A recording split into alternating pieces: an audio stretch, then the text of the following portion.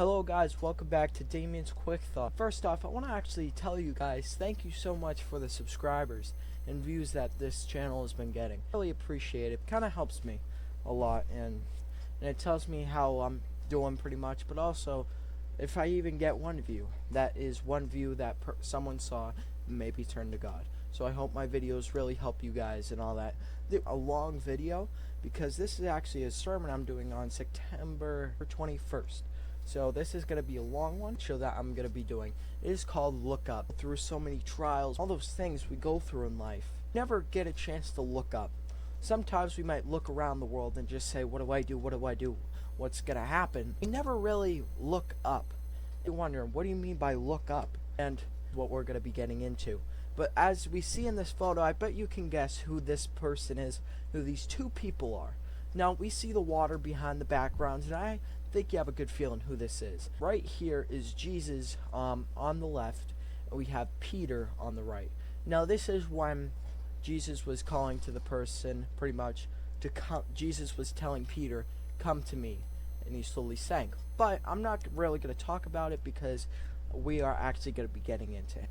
So today we'll be getting deeper into the Bible. For example, we are going to be looking into some people in the Bible that looked up to God.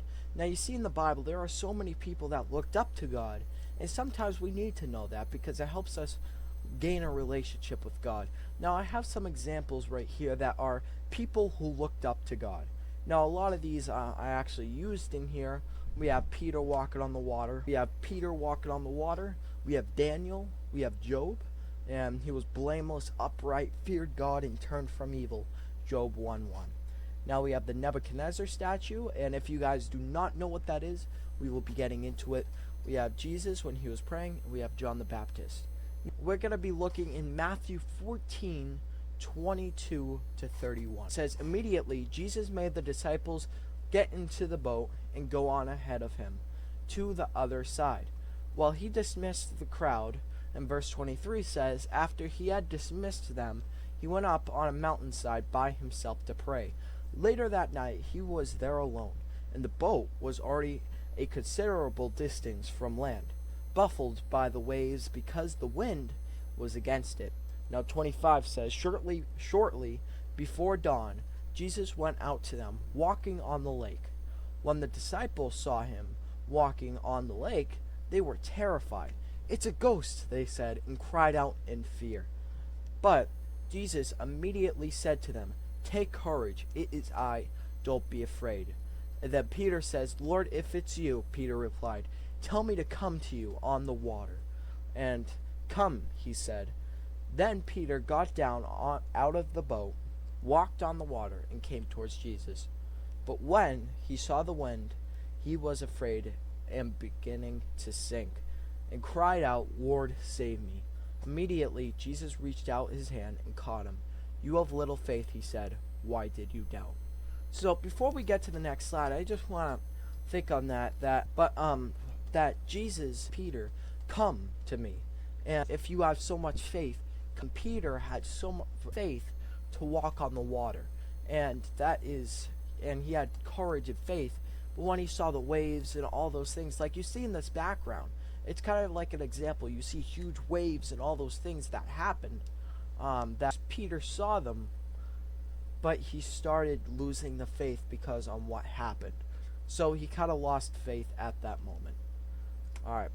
So Jesus invited Peter to come, and Peter stepped out of the boat and began walking on the water towards Jesus.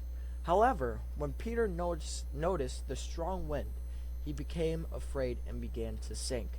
He cried out to Jesus for help, and Jesus immediately reached out, caught him, and said, you of little faith, why did you doubt? Now, there's a person named Peter, which we have read together. He was one of the 12 apostles, but Jesus told Peter to walk on the water.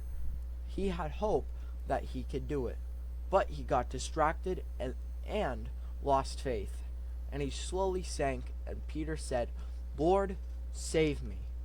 And Jesus reached out his arm in the water and saved him. But when Peter was sinking, he looked up to Jesus, crying out in desperation and fear, saying, save me. But he looked up, and that looked up to God, but sank and all that in the water when he lost faith, who was yelling out, "Lord, save me." But he looked up. We're getting into the interesting parts here. We are going to be talking about another character named King Nebuchadnezzar, a king that thought he was on the top of the world until he was brought to his knees. He was the king of Babylon from around 605 BC to 562 BC. He was responsible for the capture of Jerusalem, also the destruction of Solomon's temple. But we may know him better from the story of the three Hebrews. So let's take a further look at Daniel 3:16 to 28. As then Nebuchadnezzar was full of fury, and the expression on his face changed toward Shadrach, Meshach, and Abednego. He spoke and commanded that they heat the furnace 7 times more than it was usually heated. So it was pretty much heated seven times than more it was usually heated. Now this is where it gets really interesting.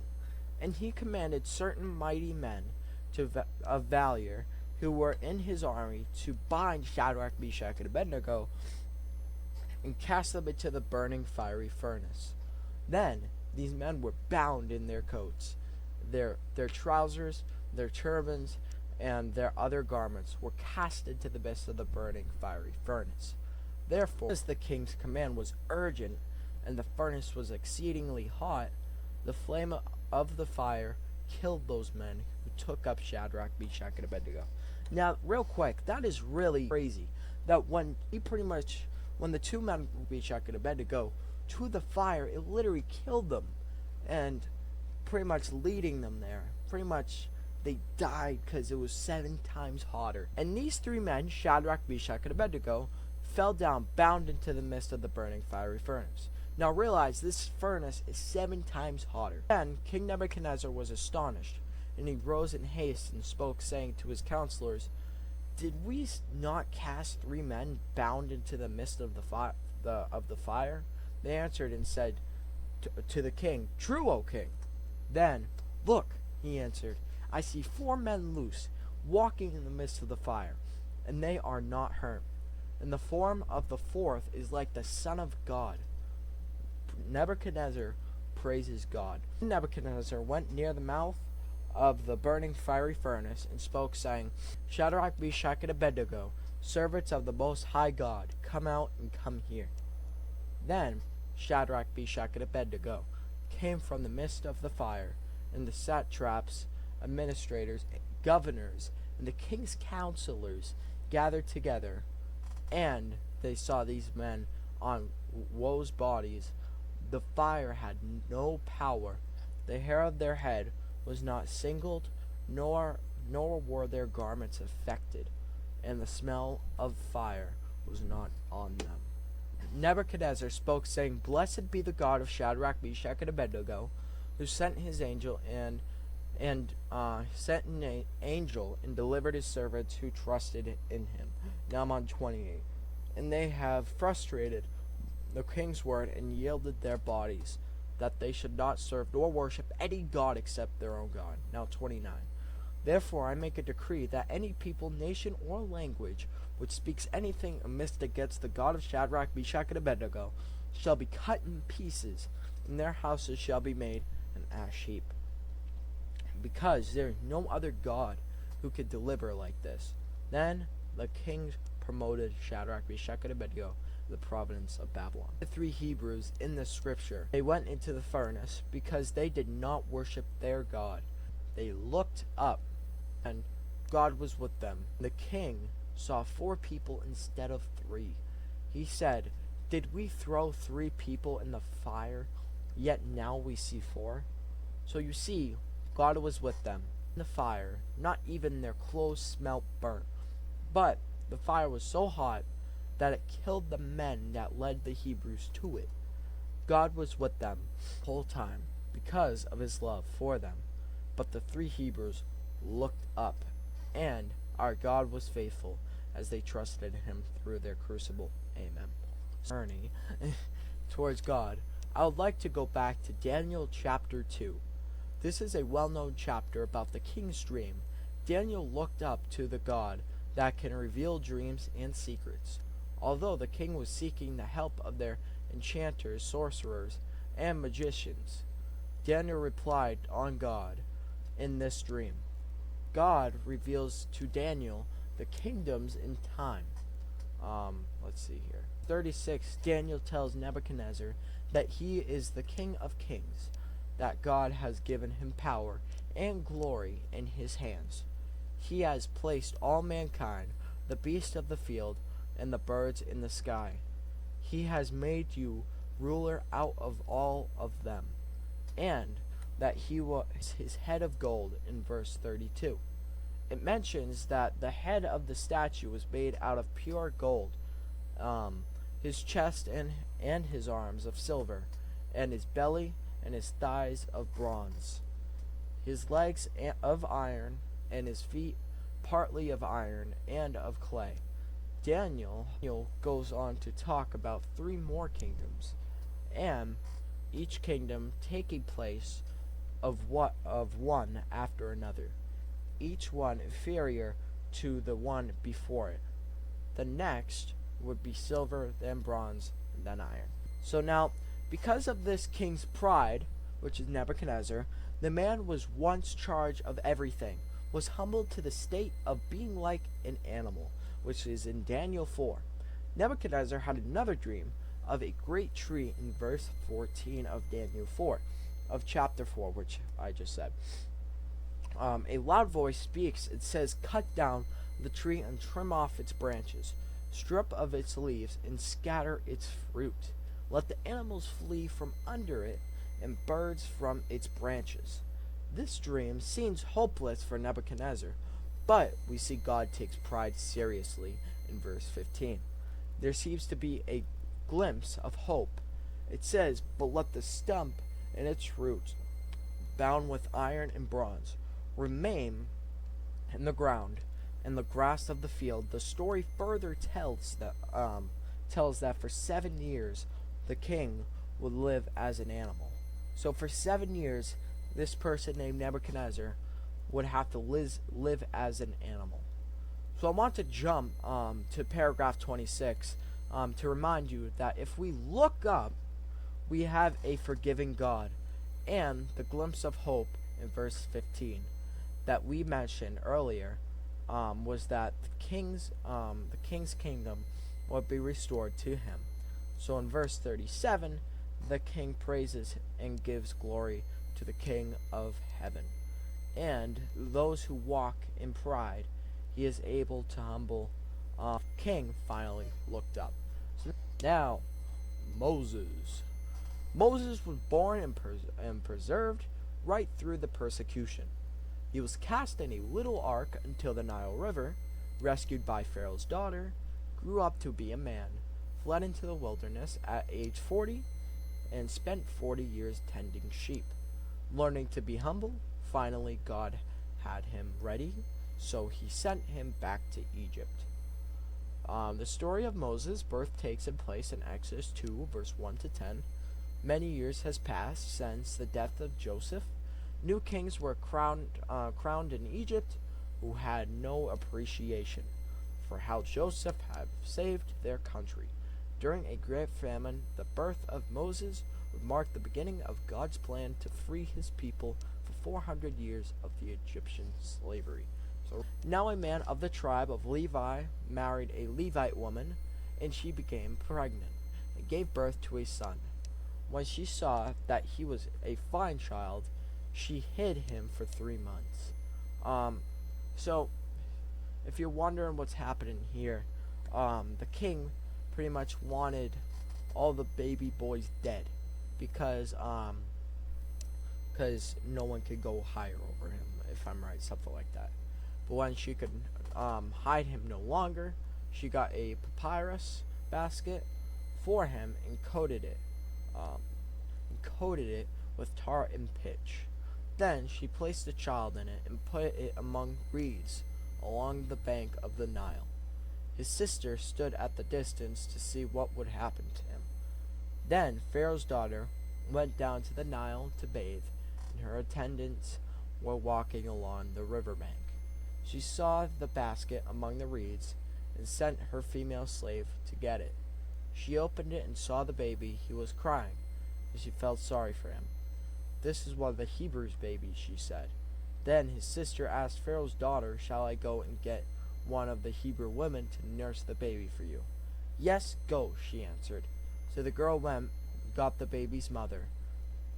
Pharaoh's daughter said to her, "Take this baby and nurse him for me, and I will pay you." So the woman took the baby, nursed him. When the child grew older, she took him to Pharaoh's daughter, and she became her son. She named him Moses, saying, "I drew him out of the water." So there's a lot to say here. First off, when the mother sent him out to the Nile, he pretty much thinking the mother might not see him again, maybe, but realizing Pharaoh's daughter kept him and got the mother back, pretty much. And now, if you never knew, Moses' pretty much name is meaning "I drew him out of the water." And then, yeah. And then she saw the baby crying, and yeah. So yeah. Then this is where it gets pretty crazy. Years later, after Moses had grown up, he went out to his own people and took notice of their heavy burdens. He saw an Egyptian beating up a Hebrew, one of his own people. Looking around and seeing no one else, he killed the Egyptian and hid him in the sand. So Moses pretty much killed this Egyptian and hid him in the sand. Going out the next day, Moses noticed two Hebrew men fighting right in front of him. He told one he was at fault, "Why did you strike your companion?" The man replied, Who appointed you to be an official judge over us? Are you planning to kill me like you killed the Egyptian?" Then Moses became terrified and told himself, "Certainly this event has become known." No, pretty much, if he finds out he kills someone, that's not good, because something bad could happen to him. So Moses killed the Egyptian. He felt he did the right thing. He was serving God with his flesh. So, even though that, too. So, real quick, if we go back, realize these people worshipped other gods, and Moses was pretty much trained to worship the true God. So, yeah. So, now we're going to get into a little bit more of Moses. So, what I find fascinating is God saved Noah through the flood in a ark, the same as God saved Moses in the Nile River in a small ark. The story of Moses starts as a baby. He leaves the Egyptian at the age of 40. He gets married. He doesn't return to Egypt until he is 80. Then he wanders in the wilderness for another 40 years. As the same with the flood. It rained 40 days and 40 nights, and Jesus wandered in the wilderness for 40 days and 40 nights. So we can see that Moses was a type of Christ. Amen. So, yeah. It's really fascinating if you learn about it that Noah was in an ark, Moses was in a baby ark. Now, the 10 plagues of Egypt. God sent Moses to Pharaoh, and many times Pharaoh hardened his heart against God, claiming not to worship or even know that God of the Hebrews. God showed his power to Pharaoh's early on when the snakes of the Lord ate up the snakes, and the magicians the Egyptians believed that their gods would save them, and God sent the very first plague. He turned it into blood. The second plague, it was infection with frogs, and the third will be gnats, followed by masses of flies, and the fifth plague of the livestock. And then came the outbreak of boils, the hailstorm, followed by the locusts, and darkness being next, and finally death of the firstborn. The living God was at war with the gods of Egypt. Yet Pharaoh still hardened his heart. But through it all, God gave a simple plan of salvation to the people, that if they painted the blood on the of the lamb on their doorpost, they would be saved. A representation of Christ, Pharaoh finally released the Hebrews, only to regret his decision and chase after them, and seemed hopeless when the Israelites approached the Red Sea.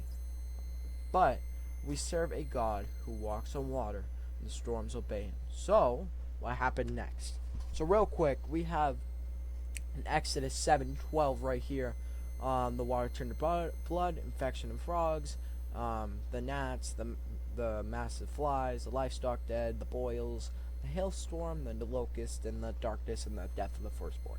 So now you could see that God was wrestling with the gods, because even if they were praising, like, let's say, they were praising the sun god that people, the Egyptians believed in, there was overwhelming darkness. And so it was really funny, a lot. But you could see God was fighting with them, but obviously he won. Now, Exodus 14:21, King James Version. Moses stretched out his hand over the sea, and the Lord caused the sea to go back by a strong by a strong east wind all that night, and made the sea dry land, and the waters were divided. Now, that is a really awesome thing, that when Moses opened up the water, and I bet that was a really good thing to see. That was a really nice thing to see. But you can see how God was so powerful. Now, so we see a man that God was able to use. Although God sent Aaron with him, they were both mouthpieces used by God. Moses, through God's power, became the savior of his people. The Israelites continued to wander in the wilderness, as we mentioned, for 40 years, because the rebellion in that time. God gave them the 10 Commandments. A golden calf was built. Although they saw God's power, the Egyptians pretty much thought that Moses wasn't coming back or something, and they couldn't see God, so they pretty much made a calf to worship. Although they saw God's power, they were still stubborn. God even fed them manna, as they complained. When they looked up to God, was their refuge. But even Moses himself took credit for what only God can do, and he took his eyes off the one who led them and lost the promised land. As the sea drowned, the Egyptian sorrow drowned the heart of Moses when he pleaded with God to enter into the land. But we serve a merciful God. Although Moses didn't enter the promised land, he entered into the kingdom of heaven. He made mistakes, but in the end, he looked up. Now Job. So Job was blameless, upright, feared God, and turned from evil. And that is in Job 1:1. Now, Job is, this is going to be a pretty short one, and that is it. Job is the one perfect example for facing trials so severe that most people could never understand. Satan made a statement that God blessed Job with so much, and this was the only reason that Job was loyal. So God allowed for Job to be tested, and a messenger came to Job and said to the oxen were plowing and the donkeys feeding beside them. Verse 15, sorry. When the Sabaeans raided them and took them away, indeed, they have killed the servants with the edge of the sword. And I alone was escaped to tell you. While he was still speaking, another also came and said, the fire of God fell from heaven and burned up the sheep, and the servants and consumed them, and I alone was escaped to tell you. While he was still speaking, another also came and said, the Chaldeans formed 3 bands, raided the camels, and took them away. Yes, and they killed the servants with the edge of the sword, and I alone was escaped to tell you. Now, while he was still speaking, another also came and said, your sons and your daughters were eating and drinking wine in their oldest brother's house. And suddenly a great wind came from across the wilderness and struck the 4 corners of the house, and it fell down on the young people, and they are dead, and I alone was the escape to tell you.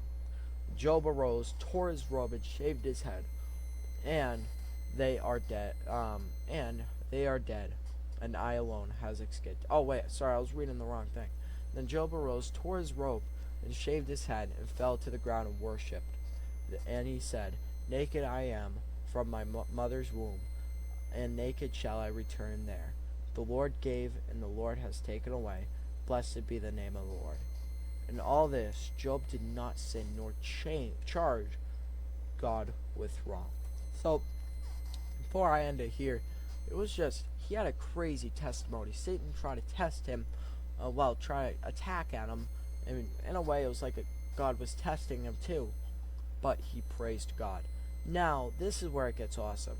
Although Job had horrible friends, and pretty much in a way that he pretty much said, like, they pretty much blamed their children, even though Job pretty much rose them to love God.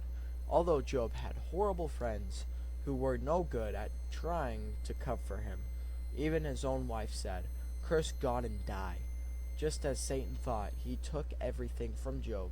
What he was wrong about, Job was wrong about. Job was God in his everything. From Job, what he has wrong about Job was God in his everything. And God blessed Job with more than he had to begin with, because Job continued to look up. So I want to thank you guys so much for watching. Hope you like the sermon I'm about to do on September 21st. And yeah, so thank you guys so much for watching. God bless, and I'll see you guys soon.